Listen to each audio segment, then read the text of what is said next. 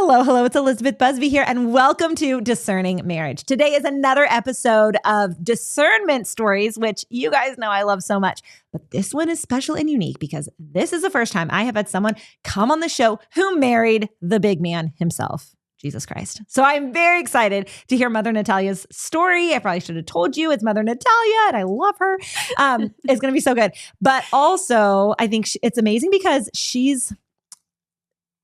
I want this to come out right. She's super normal. Like she had like a normal discernment story in advance. Like not that it's abnormal. No, I will say that. It's abnormal, I feel like, to feel a call to religious life really young, to not discern marriage first. But she did discern marriage first. And I think that is something that is really special about her story.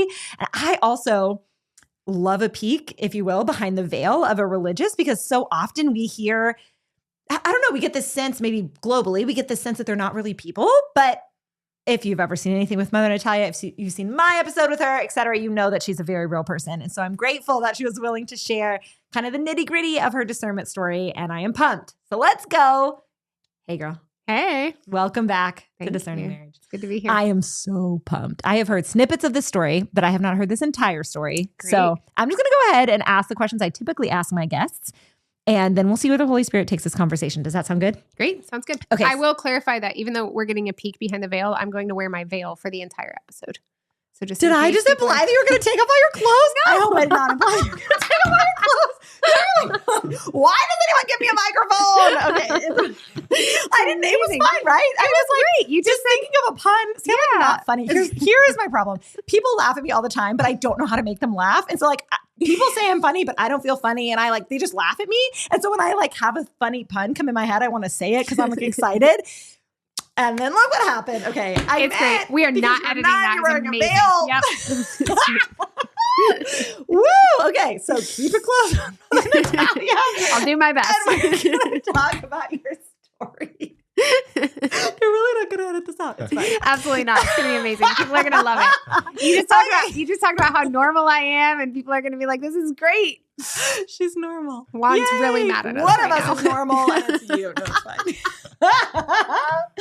Oh, man. I love you so much. If you didn't watch my other episode with her, she's my spiritual mother. So we have a very sweet, familial relationship, which probably will come through with our dynamic. Okay, so what's the first question? The first question is, how did you know you were called to religious life? Broadly speaking. Yep. Okay, I'll do my best to speak broadly and not get caught in the weeds. But then we have the weeds later. Okay. Question 4. Great.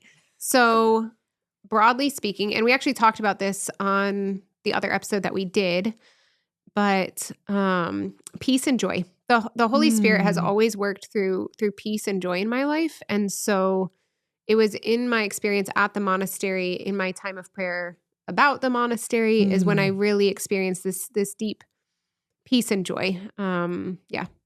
Oh, I love it. Is that a good enough broad answer? That's good and broad. So did you ever discern marriage? And this is kind of like the spicy bits that I want to hear about, because I feel like people who are vowed celibates don't usually talk about their life before. Maybe just I'm not asking the right questions, but I feel like I could ask you the questions. Yep. So I would love to hear. And we're contemporaries, we're about the same age. She's actually a little younger than me, which is so fun, but she's spiritually wiser. So the mother-daughter thing works. It works. I don't know about that. But we're about the same age, right? And so we grew up in the 90s and we in the early 2000s. It just feels really human and relatable. So I would love to hear if you ever discerned marriage and kind of what that looked like. Well, I know you did. You know what? What I've never thought about before this moment, but I would say I did not discern marriage before discerning monastic life. Really? I would say I thought a lot about marriage before discerning monastic life. Yeah. But it wasn't, my real discernment about marriage didn't come until after I had started discerning monastic life. So that's kind of a spicy twist. That is a spicy twist. Did you date? I dated a ton. Okay, but what you wouldn't call it a discernment. Yeah. Can you separate those terms out for me and my listeners? Sure. I mean, this is how I view it. I don't know how accurate it is, but because I think most people, honestly, who get married didn't discern marriage, right? I agree. It's just like the natural course of things. And then, well, I'm dating and I like this person and so we get married and that's just how it happens. I'm dating because that's what I do because I'm 14 and hey, bud. So, we're keeping it in. So what I mean by that is Yeah. You had asked, before the show, you were like, you dated some before becoming a nun, right? Yep. And I was like, I dated a lot more than a some. So probably dated more than me. That's fascinating. So, wow, fascinating. But in my time of dating people before discerning monastic life, it was always like, I wasn't actually praying about, is Nice. this what the Lord wants for me? Is this how he wants me to give of myself for my life? Ooh, such a good sentence. So I think that's what I mean by it wasn't discerning. Discerning is when we allow the Lord to enter into our decision-making, right? Preach. At least that's what I would say. And Yes. so I wasn't really inviting him into that decision-making. It was more just, what are the things that I want? What are the things that attract me? How do I like spending my time? All of those are part of discernment. We shouldn't throw those out the window, which is also what people tend to do with discernment. So those are part of discernment, but I didn't actually allow the Lord to enter into it. Yeah. And so I dated a lot before discerning monastic life. I discerned monastic life. I paused that, discerned marriage. Nice. And then entered the monastery. So did that discernment of marriage involve dating anybody? Yes, one person. Okay. And was it like a serious relationship? Or was it like y'all went on a couple dates and then you were like, no, I'm good? It was a relationship. Yeah, that's actually a really important part of the story. So we can get into that either now or with the weeds. Do it now. These are the weeds. So these great. are the weeds. We're getting into it. So yeah, ultimately, so I guess what I'll say is at the end of in the time when I was actually discerning monastic life, I went on like the last formal stage in our monastery, the last formal stage of discernment before applying would be to do an observership, which is a 3 to 6 week visit. Ooh. So I did. So you've had multiple visits before that point and conversations with the vocation director or whatever, but like this is the last kind of big chunk before you actually discern whether or not you want to apply. Nice. So going into that visit, I felt 50-50 between monastic life and marriage. Much earlier on, I felt 99.9% sure I was called to the married life. So that was a hard shift. But at the beginning of my observership, I'm 50-50 and super anxious about it. Just like, I want an answer. I want to know what I'm doing. And so God's going to tell me in these 6 weeks what I'm doing. And at the end of the 6 weeks, I'm still 50-50. Oh, but really at peace with it. And just realizing I'm not supposed to know yet. It's not time for me to know yet. And I need to, for whatever reason, I need to wait longer. And the Lord has something he still wants me to do before I know. Can I pause real quick? Sure. So this is one of the things that I think people don't appreciate about how the Lord works. And broadly speaking, I'll put it that way. Like when I also have a spiritual director who is, I would not call him a spiritual father, but he's like my coach. He's so fantastic. And one of the things that he talks about to me a lot is like, what did Jesus die for? Like Jesus died so that you would be in union with him, right? And so it is great to know the answer. Like, am I called to marriage? Am I called to monastic life? But what he did in that time, clearly, is he gave you the Holy Spirit and you disposed yourself to him because you've had peace at the other end. So you allowed yourself to enter into a deeper relationship and a deeper intimacy with the Lord in those 6 weeks. You came in wanting an answer 50-50, but you came out with him. And that is amazing. And that's the point. That's amazing. Union is the point. Yes. Getting answers is not the point. Yes. Sometimes we get the answers through the union, Sure, but that's not the goal. But not always. And that's, I think, something that people really struggle with in discernment in general is like, God, just tell me what to do. Like not taking his name in vain, like genuinely lamenting, like just tell me. And what sometimes I think he wants to tell people is like, I just want your heart. Yeah. I just want your heart. Like, I want you to feel peace. I want you to be at peace. And now you can decide what you want to do. Yeah. Right? I'm guessing that's where your story's going. Okay. So, it's actually that is where this story's going. I didn't know that until you said it. But so at the end of my observership, one of the things that I told the superior at the time and my spiritual father, and both of them were super supportive of this, but I said, look, I'm not ready to apply to the monastic life. I'm not ready to apply to the monastery because I've had so many unhealthy and unholy relationships with men that I can't imagine a holy marriage for myself.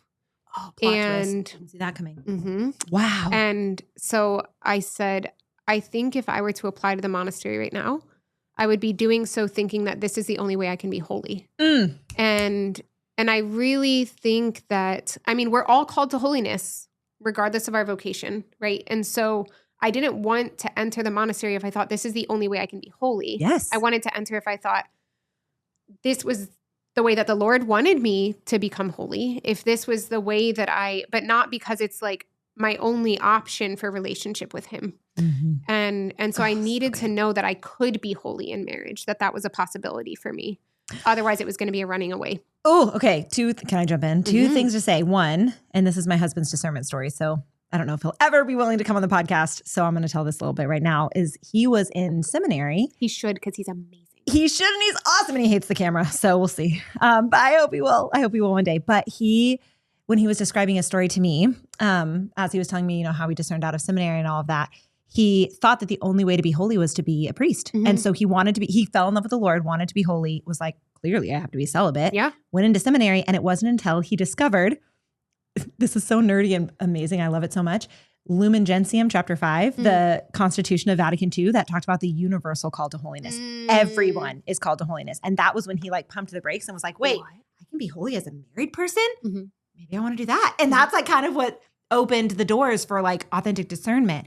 And I love that you said that, because I think there are a lot of people, I would say in seminaries, maybe not so much in religious discernment, but in seminaries, a lot of men who go in thinking this is how I need to be holy. Mm-hmm. But what the church has showed us, not only with her writings, especially, elevating Carol Wojtyła to the papacy, but also with the canonizations that have happened in the last 100 years, starting with St. Therese and on through others, are like, no, the ordinary things of life can also make you holy. Mm-hmm. And so you recognized, I would be seeking holiness in this way, which of course that's where you ended, but it was you didn't have a free choice. Mm-hmm. You were only going for this way, which a lot of people will enter, I think, religious life discernment or priesthood discernment, and you just realized it in advance. They realize that when they're already in, but you had the insight probably from those 6 weeks of encounter with the Lord and peace to realize wait, hold on.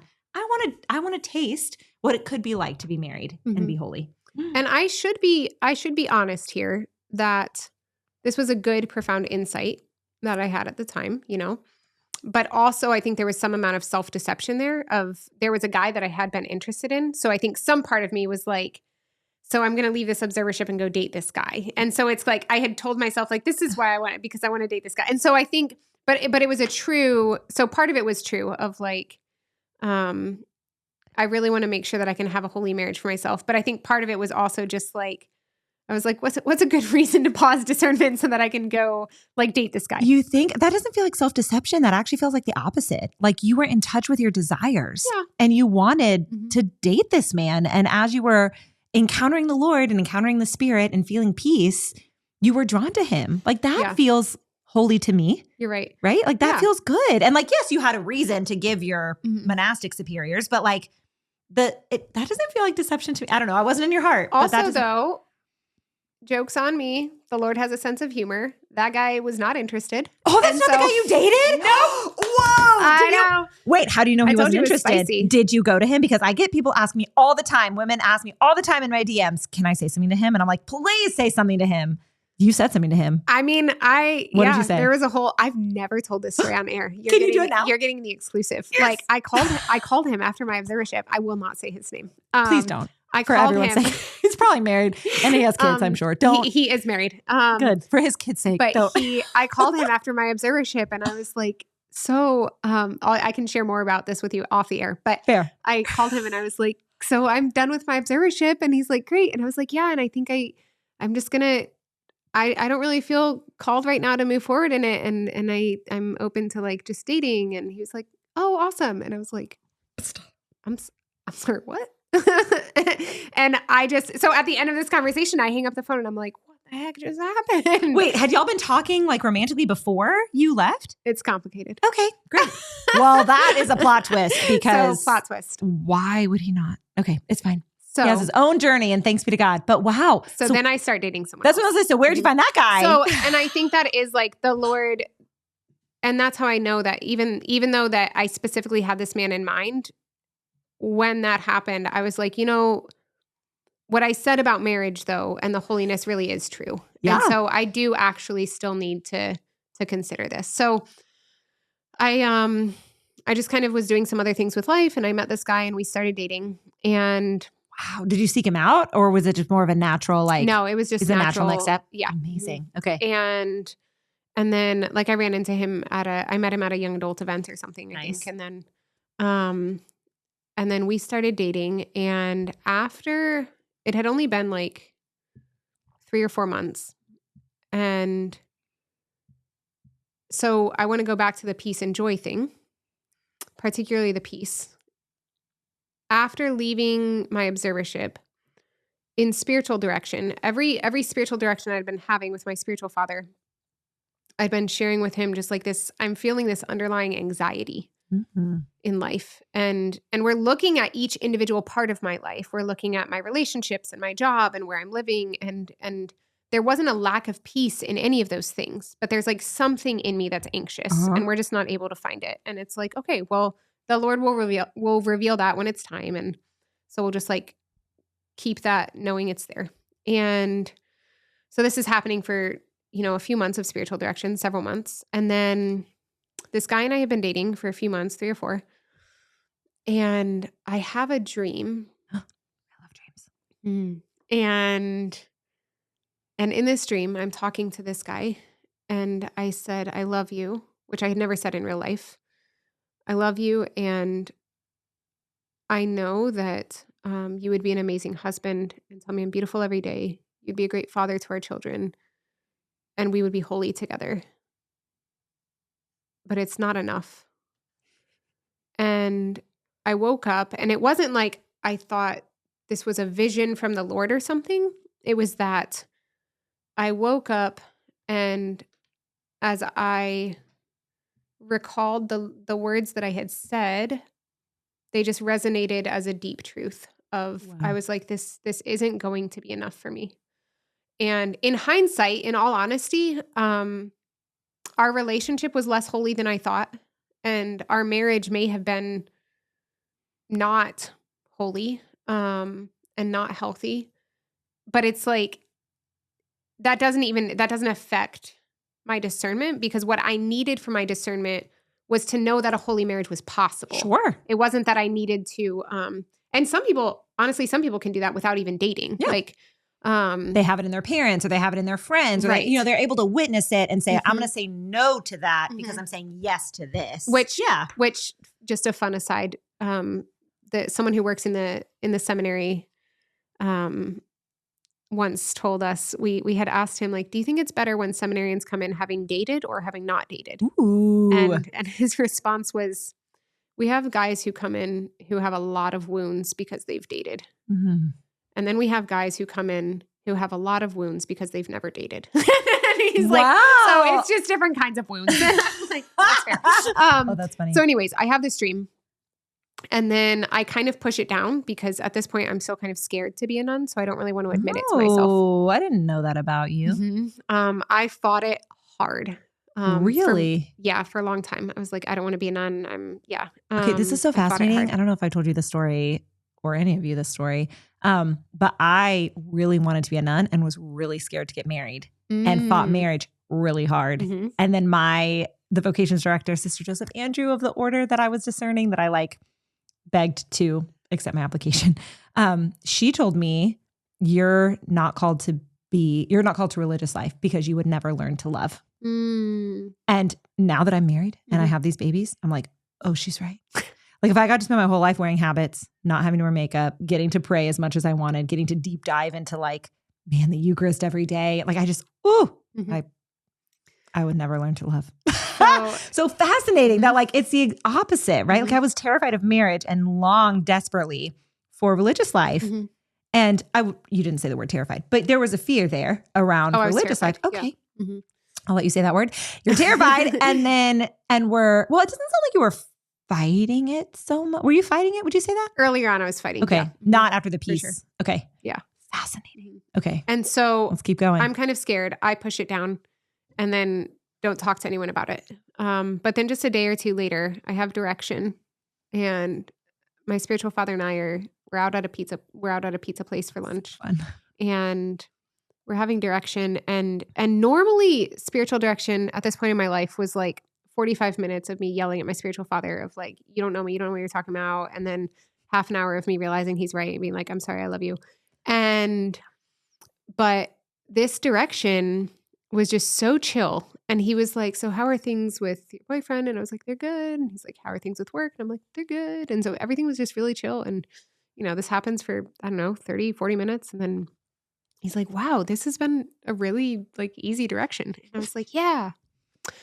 So listen, I had a dream. do you remember?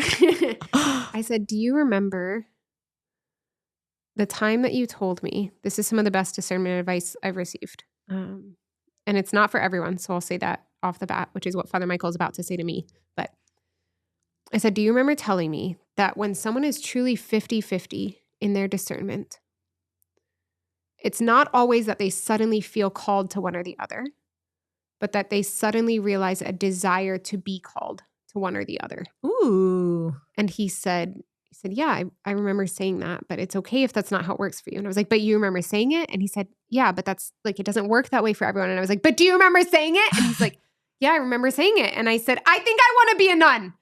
And then as soon as it comes out of my mouth, that anxiety I'd been feeling for months totally was gone. I didn't know I was going to say the words. But it was just this moment of finally being honest with myself of what had happened in the dream and realizing that I wanted more than marriage. Yeah. Did you just say, I want to be a nun or I'm going to be a nun? I think I want to be a nun. I think I want to be a nun. Mm-hmm.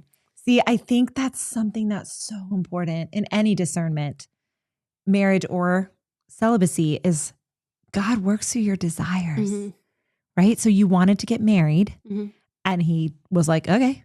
And then you tried out marriage, if you will, tried out, quote unquote, in dating and discerning marriage.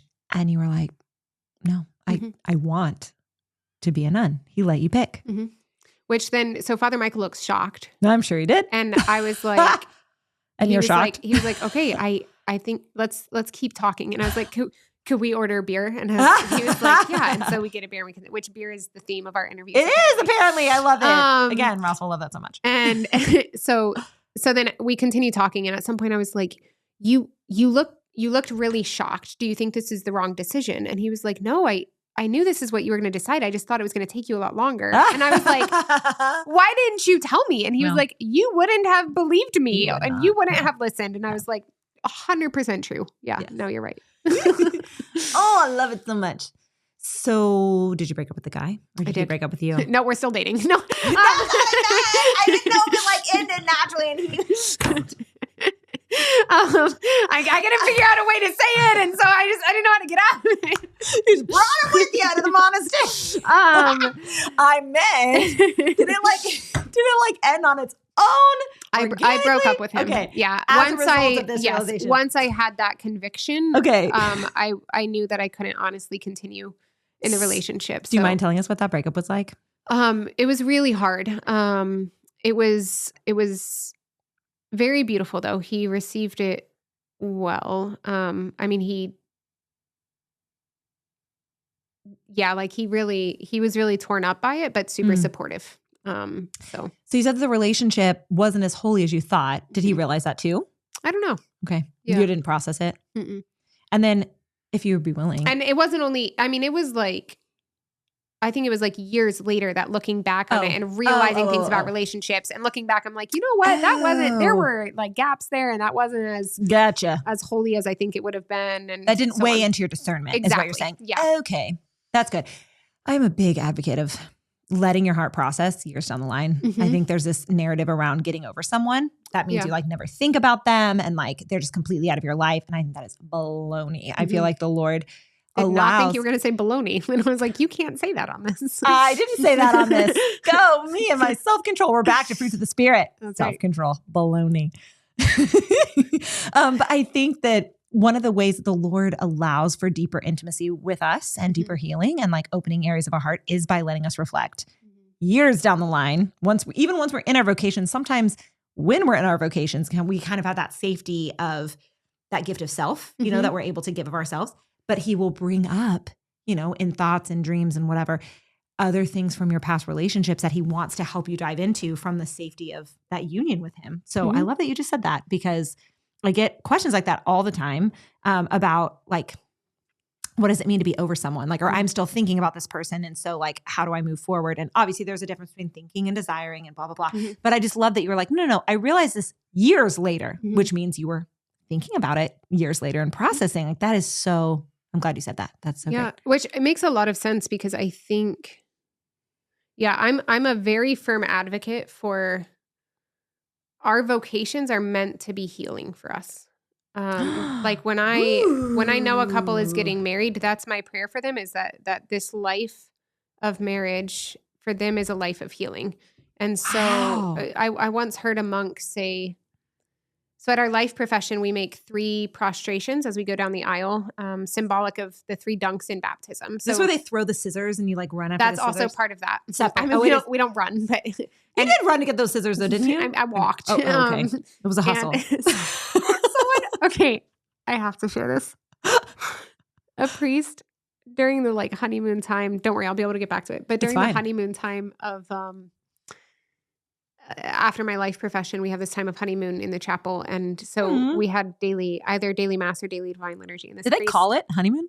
We do it at our monastery. And so we're going to get to your monastery in a second. The priest who was having mass this particular day was like, he was sharing a reflection from the life profession. And he said, and when I saw you waddle down the aisle, and I was like, I'm sorry, did you just say waddle?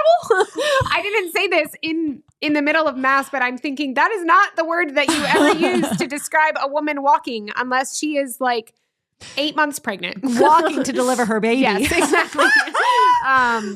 So anyways, okay, but going back to the 3 prostrations, and so symbolic of the 3 dunks in baptism. So for a monastic life profession, at least in the East, this might be true in the West as well, I don't know. But to be very clear, because some people were Byzantine Catholic and some people maybe don't even think Byzantine Catholics are Catholics. They're Catholics. So I want to be very clear that we only believe in one baptism. One baptism. However, a monastic profession is seen as like the closest you can get to a second baptism. Sure. I'm not saying it's a second baptism. Anyway, so there's a lot of baptismal imagery in it. So we wear a white dress, and there's the cutting of the hair that would traditionally happen at a baptism. And there's the 3 prostrations symbolic of the 3 dunks and so on and so forth. So it's a life made new. It feels very appropriate. Yeah. And so at the 3 prostrations, a monk leading a retreat at our monastery at one time was telling us that when you're making those prostrations, the prayer really that your heart should be making is, Lord, I need this life. I need this life of repentance. I need this life of healing. And I really firmly believe that our vocations are meant to heal us. Because if our vocation is meant to bring us to heaven, that means that we need to spend this life healing, going back to that original union with God, journeying towards the new Eden, the redemption of Eden. And yeah, so anyways, it makes sense that these things would be continually processed as we go on in our vocations, because we should be healing for the rest of our life. Ooh, I love it. Which brings up the question, like, is the person that you're choosing someone that you could do that healing work with? Right. Ooh, I love it. That's excellent. Absolutely. Okay, so the last 2 questions I typically ask a person who was called to earthly marriage. I'm going to give you those questions, and then I'm going to ask you a couple things I really want to know, and then you can kind of tell the story from there. Okay. So the questions I ask are, how did you meet your spouse, and how did you know you were called to marry them? And I definitely want to know how you knew you were called to marry Jesus. We talked about some of that, but it's more than a no to marriage. It's like a yes to him. So I would love to hear about that. But I also want to hear about the Byzantines, and I want to hear about Christ the Bridegroom. And I want to hear, because you were not raised Byzantine, correct? So that was a shift, and I want to hear about that. And then I would love to hear about Christ the Bridegroom, because my spirituality is so intertwined with like the way that y'all's spirituality is. And there's so many exquisite things about your vocation that just speak so much life into my vocation. And anyway, so I want to hear about that. So take those couple of questions, but then like tell the rest of the story. And we're like deep in the weeds now. Like I want as much as you're willing to give us, because oh my goodness, the exquisite beauty. I didn't even know it was there. Like my spirituality is so nuptial, but I had no idea. And maybe there isn't anything comparable in the Roman Catholic Church. I don't know. But I'd never heard of some of the like incredible details of your order. Is that the word? We're not technically in order. Yeah. What's the word? I would just say our monastery or our monastery. community. Also, can you give us some insight into like monastery versus convent? That might just be an East and West, but I would love to hear about that. And then you can get into the weeds. There are Western considered monastery as well. I mean, monastery means it's monastic. But and boys usually though, right? Men? No, even women. So in Europe, I think more, it's probably more common in Europe that a women's, but you would have a Carmelite monastery, wouldn't you? I think they call it a convent. I thought. I've never heard monastery used to describe women. In fact, I thought it was monastery men and convent women. Like that's, which may just be my ignorance, but like I thought that it was split that way. Definitely in Europe, they also have women's monasteries. Okay. So it's less of a man-woman divide. Distinction happened. Yeah. Okay. It's more of the monasteries are monastic. But what's the difference between monastic and whatever they're doing in a convent? If it's more active, like an active. Oh, it's like a cloistered. Okay. So like a cloistered Carmelite. That's why you're saying that it would maybe be monastic. I think they would be called a monastery, like a Carmelite monastery. You're pretty active because you're on YouTube. So fair point. I don't understand. Let's just skip past that. Are y'all typically more like? Are you the exception? No, because I've seen some of your sisters come to the TOBI. I definitely do far more than the other nuns at our monastery. But is that because you're Mother Natalia, or is that because your order allows it and? Not order, sorry. Your monastery allows it, and you're just the one that's said yes. Like, how was that? It's kind of a call within a call sort of thing. Okay. So it's allowed. Mm-hmm. You're not just like meant to be cloistered and you're like. Well, we're not cloistered. So cloistered means you don't go out at all. And that's different than monastic. This is just my ignorance. Okay, define monastic for me, I guess. Probably more like contemplative. You just said that, but I assumed that meant cloistered. What is contemplative? Okay. Like we pray. Like prayer is the main work of our community. Like we don't have an active apostolate outside of the monastery. We're not teachers. We're not working in parishes. We're not nurses. We're not okay. Things like that. That makes sense. So we mostly stay at the monastery and try to invite people into that. Gotcha. But we're not cloistered. That's really beautiful. Prayer is the primary work of your community. Yeah. That is really beautifully said, and probably everyone knew that but me. But I love it. The first time it's come out of my mouth, I think. Oh, so. Well, I love it so much. Now I want to deep dive into all the orders. Like I have a really, really dear friend who's a Norbertine, and but I know that they also have a school and they have some parish, but they pray like so much prayer, lots of prayer, lots and lots of prayer. So fascinating. This is a tangent. I will research this later. You and I can talk about it later. But oh my goodness, so cool. So did that weigh in, like that contemplative life weigh into Christ the Bridegroom in particular? And I guess which came first? Now I'm just going. Which came first, Byzantine or Christ the Bridegroom? Definitwhen Byzantine. Okay, so let's talk about that first, then go to Christ the Bridegroom. So the Byzantine part of it was very much just when I was. So yeah, my conversion story could be, or my reversion story could be a whole other topic at some other point in time. But or you could listen to it probably anywhere else. Have you done it before on others? Okay. There we go. But my family left the Catholic Church when I was in high school. Okay. I come back to the Catholic Church when I'm in college.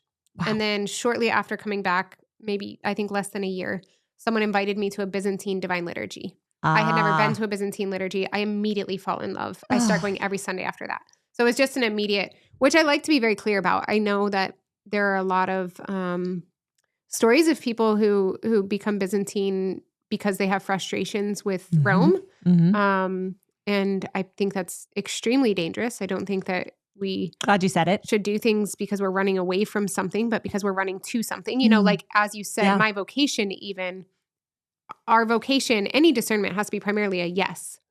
There are no's that come, like negations that come following the yes. Yes. But like, I think of this often with my vocation.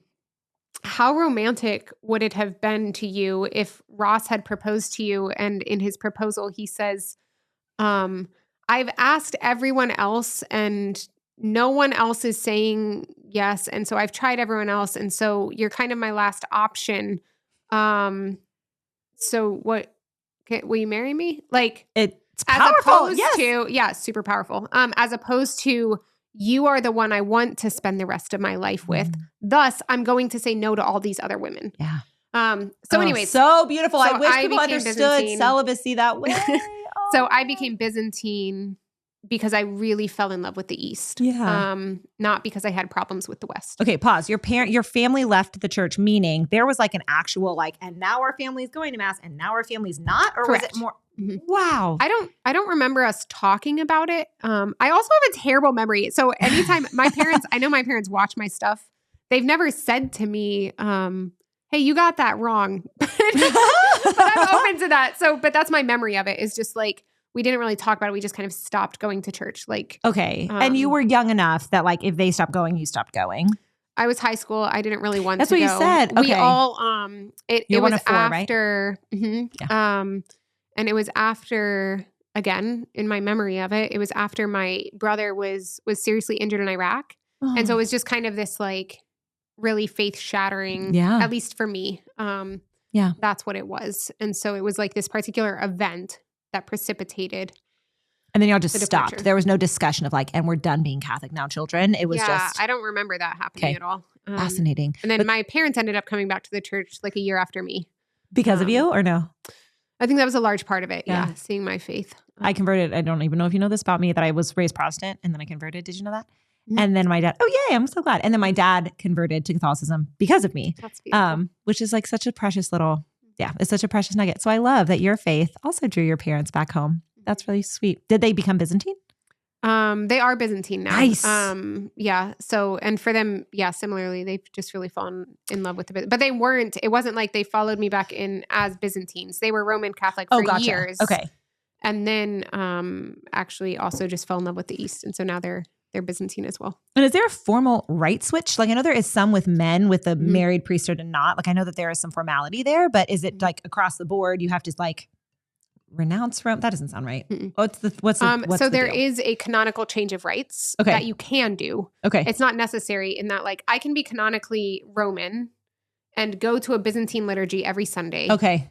And could you baptize your baby Byzantine and get them all their sacraments of initiation? That's when it becomes complicated. It's like if you want when it comes to sacraments, fasting obligations, yes, and canonical obligations of like days of obligation. Nice. Okay. So there are a couple ways in which it becomes, it could be practical, but for the most part, you don't have to switch. You would have had to do it at some point because you became a Byzantine monastic. I think by the time we're tonsured and nun, so by the time we receive the habit and our new name, which is like a couple years after entering the monastery, by that point you have to do a canonical change of rites. Does someone who does that for you?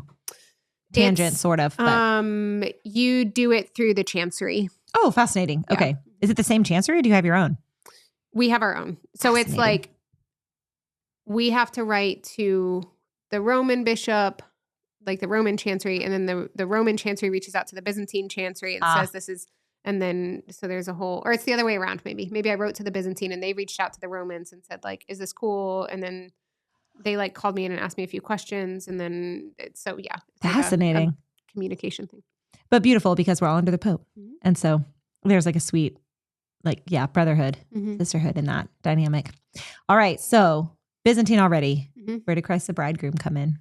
What do you want to share about Christ the Bridegroom? Because I love it so much. I don't even know what to share about it. I think so. I had kind of done something of a discernment in college, but not really.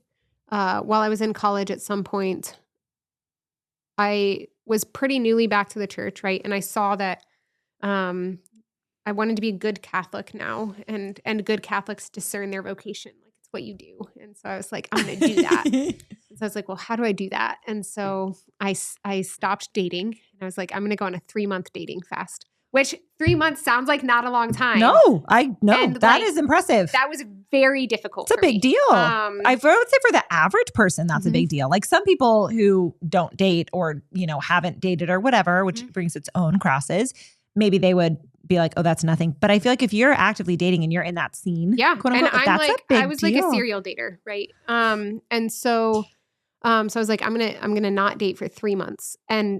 But somehow, again, this is when we get mixed up with the yes doesn't come from the no. It has to be the other way around. Yeah. Is like, I wasn't filling that space with anything. I wasn't visiting communities. I wasn't praying about religious life. Wow. I was just like, I'm just going to not do this super fun thing that I love to do. And then what did you and do? See what happens? Well, A month into that, I met a guy and I was like, I'm attracted to men, clearly not supposed to be a nun. So I stopped my dating fast. Toward the nun.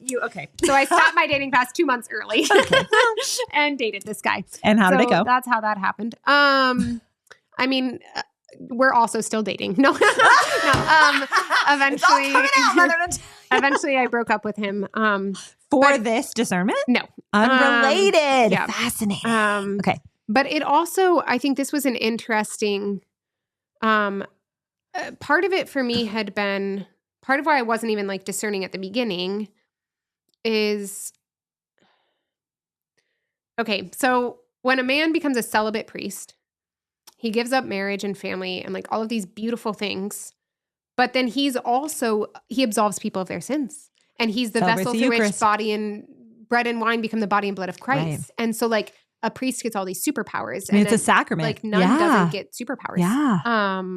And so in my mind, well, the nun doesn't get the superpowers.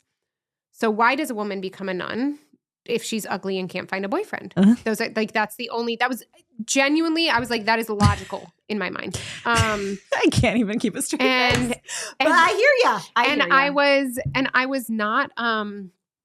I was not confident in my beauty, but I was dating a lot of people. Sure. And so I was like, I don't need to become a nun because I'm dating people. Had you met pretty nuns? I had not met any nuns. So nuns at all? No. I mean, again, I think growing up, I went to a Catholic school and I found out later that there were sisters who worked there, but I don't know if anyways. So I couldn't remember meeting nuns.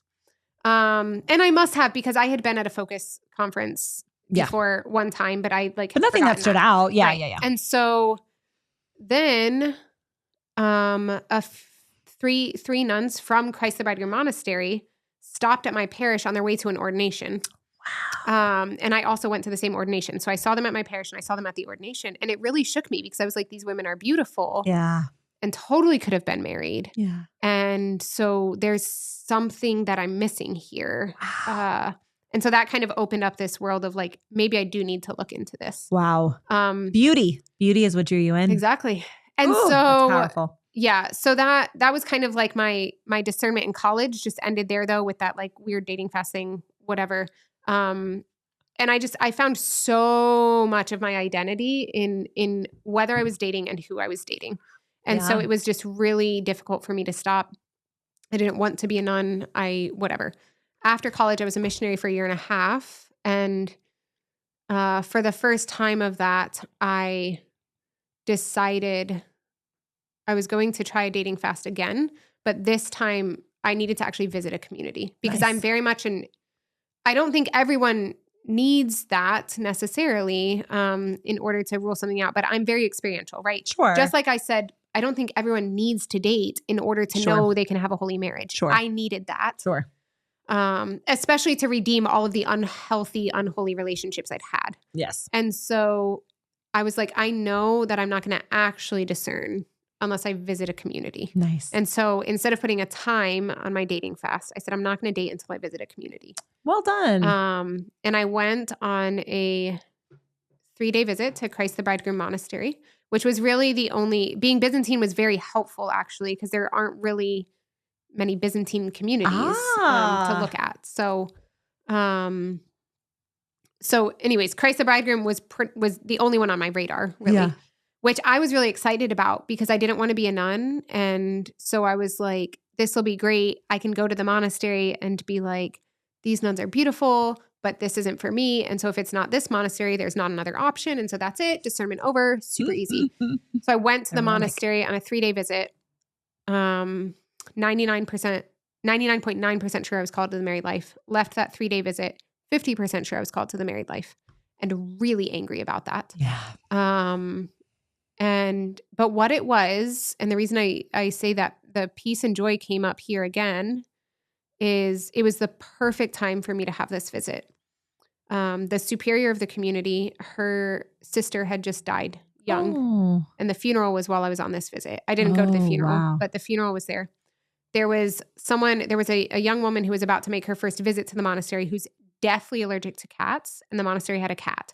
So I spent my visit there scrubbing the walls and scrubbing under the tables and all of this, getting the house ready for this girl. And I remember being under the table and scrubbing and being like, this girl better have a vocation. Did her she? name is Mother Ileana. Okay, So. there you go. But anyways, it was perfect because there's this grief of loss and this like hard work that is just not fun. And I had a deep peace and joy. And it wasn't like if it had just been this happy-go-lucky fun time, I could have and would have chalked it up to that. Sure. But it was like, no, this has to be the Holy Spirit. Like there's no human reason for this. Yeah. So. Wow. Oh, that's really beautiful. Yeah. So there was not another order that you discerned with? No. Okay. Just Christ the Bridegroom. Wow. But not necessarily even because of the spousal, what's the word I'm looking for? Spirituality. No, but that really is a draw to me. Yeah. Obviously. And there's very much in our community, like we wear wedding rings once we make our life profession. I love it. We get a scripture verse inscribed on the inside. Mine is Song of Songs 4:7. You are all beautiful, my beloved. There is no blemish in you. And yeah, we have this honeymoon time after. It's so cute. After our life profession, where we're in the chapel for a week after the life profession, like sleep, eat, everything. We're just in the chapel. The other nuns bring us our meals and things like that. Oh, it's so cute. And Pustenia. Is that like a Byzantine thing or is that a Christ the Bridegroom thing? I'm obsessed with Pustenia. Is a Byzantine thing. So Catherine, not even just Byzantine, but it's just Eastern. So Catherine Doherty is the one who really popularized this in the West. Pustenia is the Slavic word for desert. Okay. It's ironic because nothing about it sounds like the desert to me. Maybe it's just because I'm a busy mom. Maybe you should tell people what Pustenia is. Well, it's a time of retreat. It's a time to go into the desert to be alone with the Lord. Yeah. And which I really love the passage from Hosea. I will draw her into the desert and speak to her the desires of her heart. Yeah. And I think it's Hosea 2:14 maybe. That's Valentine's Day, so that would be really cool. That's true. The translation I know is I will lead her into the desert and speak tenderly to her there. But part of what I love about that passage is just as the scripture goes on, it's like God is putting up all of these obstacles. He's like, I won't allow you to catch up to your lovers. I will put these obstacles in your way. And it's just all of these things of, I say that it's unromantic to say no to everything else and then come to someone as your last choice. But in a lot of ways, that's what I did with the Lord. And he has the humility to receive that. Like, that's really what my reversion story is about is I ran around trying all of the things that the world would make me happy, and was utterly miserable. And so I came to him and was just like, there's nothing else. You're my last attempt, basically. And so anyways, I just love that because it's like, as those obstacles are being thrown up and we're not able to reach the false lovers, that can feel painful, that can feel frustrating, that can feel, but really the Lord just wants us to be thwarted enough to turn back to him, basically, to remember his faithfulness. Yeah. Oh, how beautiful.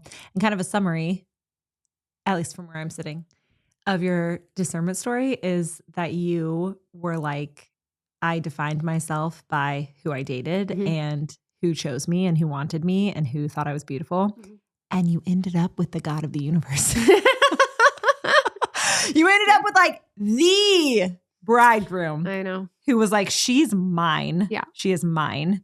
And we didn't get into this and we can, probably not in this episode because of time, but like one of the things that is so amazing about being Catholic and having celibates and being in relationship with celibates is like, we're told marriage is going to satisfy and all of the things that come with marriage are going to satisfy and all of that.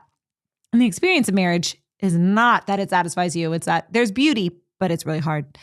And seeing those of you who forsake earthly marriage for the marriage of the Lamb gives hope to all of us, right? And you're remembering in seeing earthly marriages, you're remembering what your intimacy with the Lord is like. Like there's this beautiful dance that celibates and married people do.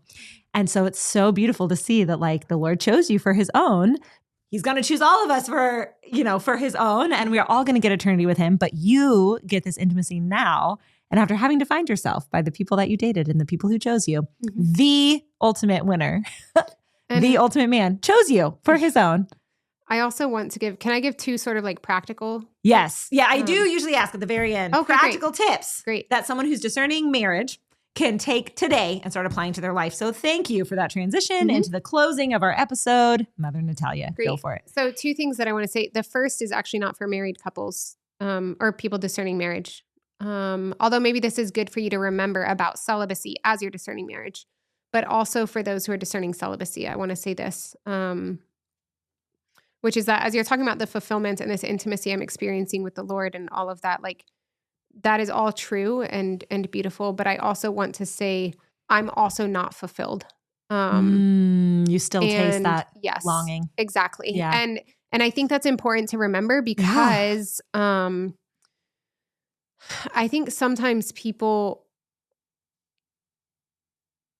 can kind of talk about vocations in that like, well, you don't have fatherhood, but you have spiritual fatherhood and you have spiritual children and you have these things. And like, and all of that is true. And I deeply experienced spiritual motherhood. Like it was a real tangible shift after my life profession. Again, that could be a whole other episode, but there also are still aches that will never be filled on this earth. And so to think that you're ever going to feel fulfillment on this earth in any vocation is setting you up for disappointment and disillusionment.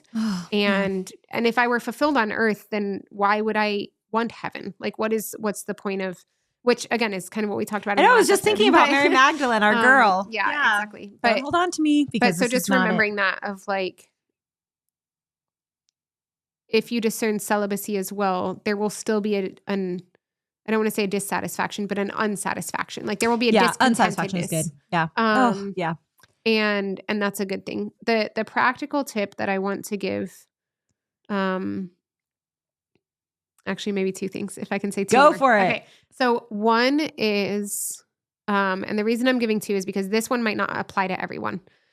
But if you're in the space of being afraid of one vocation or another, then I want to say, because this was the biggest hurdle for me in discerning my vocation, was I was at a point in prayer where I sincerely wanted God's will, but my prayer was a prayer of, okay, Lord, I will be a nun if you want me to, but I will be miserable. I will be a nun if you want me to, but I'm not going to be good at it. I will be a nun if you want me to, but I'm going to be a disappointment to everybody. Like it's just, and I had to get to the point where I finally realized that the Lord actually wants my happiness. Yep. And what he's calling me to is the place that I will find the most fulfillment and the most joy.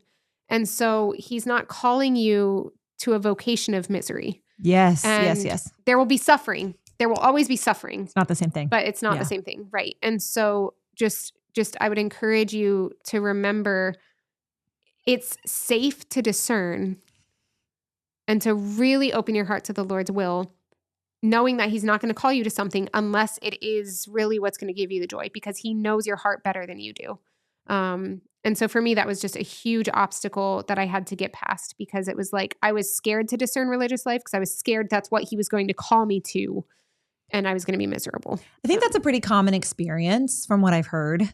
And so I wonder if you could give one practical tip. It's like tip within a tip of like, if someone doesn't understand that God wants their happiness, is there one thing they could start doing today that would help them to learn who God is? Scripture is coming to my mind, but maybe you have a different idea. No, please. If you have. Just reading scripture is what's kind of coming to my mind. I mean, going to the liturgy is beautiful too, but like carving time out in the silence of your life to get to know him through his word is kind of what's coming to my mind. Like really working to get up to like 30 minutes of daily prayer, you know, where you're actually just with him, getting to know him. Do you have anything to add to that? No, I think also just the experience of seeing it in your life. Like, I don't remember if it was on the last episode or this one that I was talking about this, but kind of the mantra of my life has become your ways are not my ways. And I've seen this in my life where it's like, I just had this happen earlier this year where something happened that I love Romans 8. Yes. God uses all for good for those who love him. But 8:28. something happened at the beginning of this year that was so awful and devastating. And I was like, there's no way. I was like, okay, God, you use all for good, but not this, because there's nothing good that can come from this. And I'm trying to think through all the possibilities, all the way this could play out. Nothing. There's nothing. And then a couple weeks later, something happens that just blows all of that out of the water. And it became, not only was it redeemed, but it became actually one of the like probably 3 most beautiful experiences of my life. Wow. And I had to just be like, wow, I often just think that God doesn't know what he's doing and I would do a better job, but I really have to admit, like, he knew what he was doing here. I have a story like that too. And so just like seeing even small moments of that, the moments, like recognizing the moments that you're angry because you hit a red light and then a car flies in front of you in the intersection and you realize that if you hadn't had the red light, you would have hit this guy or like whatever it is, Yeah. So ask for the grace to see. Yeah. Ask for the grace to see. Okay. And other practical tips. Yeah. So the other practical tip, this is the one that really applies to everyone. Because whether you are discerning your vocation, in your vocation, whatever it is, I just gave a talk at a young adult retreat yesterday about identity. And, I was finding my identity in the people that I was dating. But we identify with our work. We identify with our mission. And like, if work's not going well, we think we're a bad person. If this relationship isn't going well, that's like our identity. And we have these little miniature identity crises. Yes. Because we're misidentifying with things. We're identifying with the wrong things. And, you were talking earlier about getting answers and union with God. And if we can remember that the point is union with God, and he wants that at every moment of our lives. And so remembering that that's where our identity lies, is in union with him. And your identity is not in your vocation. Like my identity is not as a nun. My identity is as a spouse of Christ, regardless of whether or not I'm a nun. My identity is in relationship with him.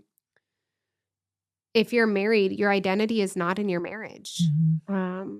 And if it was, then if your spouse dies, what does that mean about your identity? Absolutely. Or if your marriage is going through a hard time, or any of those things. And so if you're in that really difficult time right now of discerning and wanting to be in your vocation, I just want to give the encouragement that your identity is not in your future vocation either.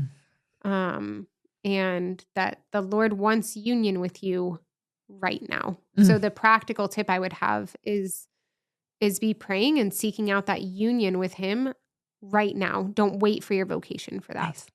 Nice. Oh, thank you. Oh, that was beautiful. Thank you for sharing so much. This was really fun. I loved it. Thank you. Yeah, it was great. I had a lot of fun too. Oh, it was fun. And thank all of you. I would love to hear your thoughts in the comments, or you can DM me at Discerning Marriage on Instagram. I would love to hear your thoughts, because this is like such a new fun thing to do, to have you on to talk about your discernment story. So I'm so grateful. And thank you so much for joining us. Until next time, stay close to the heart of Jesus and be not afraid. Bye.